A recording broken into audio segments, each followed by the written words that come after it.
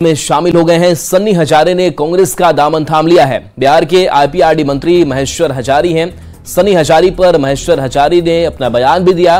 बेटे के राजनीतिक फैसले पर कुछ कहना नहीं है, मैं पूरी निष्ठा से जेडीयू और नीतीश कुमार के साथ हूं, महेश्वर हजारी ने कहा है।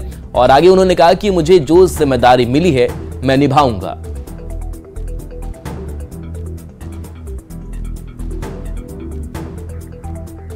तो मंत्री महेश्वर हजारी के बेटे अब कांग्रेस का उन्होंने दामन थामा है सन्नी हजारी ने। और बिहार के आईपीआरडी मंत्री हैं महेश्वर हजारी, लेकिन जब उनसे सवाल हुआ कि आप जेडीयू में और आपके बेटे कांग्रेस का दामन थाम रहे हैं, तो उन्होंने अपना जवाब भी दिया और कहा कि बेटे के राजनीतिक फैसले पर कुछ भी नहीं कहना, मैं पूरी निष्ठा से जेडीयू और नीतीश कुमार के साथ हूं। संजय हमारे साथ संवाददाता जुड़े हुए हैं। संजय, पिता जेडीयू में, बेटे कांग्रेस का दामन थाम रहे हैं। संजय, क्या अपडेट है?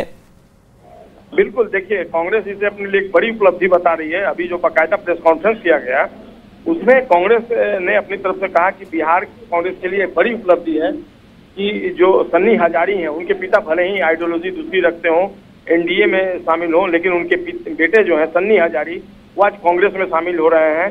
सन्नी हजारी ने कहा भी कि अगर उन्हें मौका मिलता है, न्यूज 18 से बातचीत की उन्होंने कहा कि अगर उन्हें मौका मिलता है तो वे कांग्रेस के प्रत्याशी हो सकते हैं समस्तीपुर लोकसभा क्षेत्र से। और ज्यादातर अब उम्मीद यही जताई जा रही है कि सन्नी हजारी जो संभावित चौधरी हैं उनको टक्कर देंगे। संभावित चौधरी लोजपा के प्रत्याशी हैं और अगर कांग्रेस उन्हें टिकट देती है तो जो सन्नी हजारी हैं वो बाहरी और स्थानीय का भी मुद्दा बनाएंगे। तमाम तरह के जो इशूज हैं उसको लेकर वो चुनाव में उतरेंगे और अपनी प्रायोरिटी उन्होंने बता दी है। अब देखना होगा कांग्रेस आला कमान इस पर क्या फैसला करता है, क्योंकि आज ही इस पर एक बैठक भी होनी है सीडब्ल्यूसी की दिल्ली में।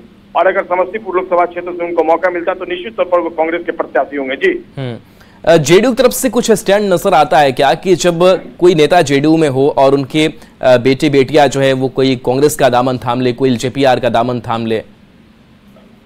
देखिए, कोई पहला राजनीतिक घटनाक्रम नहीं है। इसके पहले भी कई पिता पुत्र जो है वो अलग अलग पार्टियों में रहे हैं और यही बात कही सन्नी हजारी ने।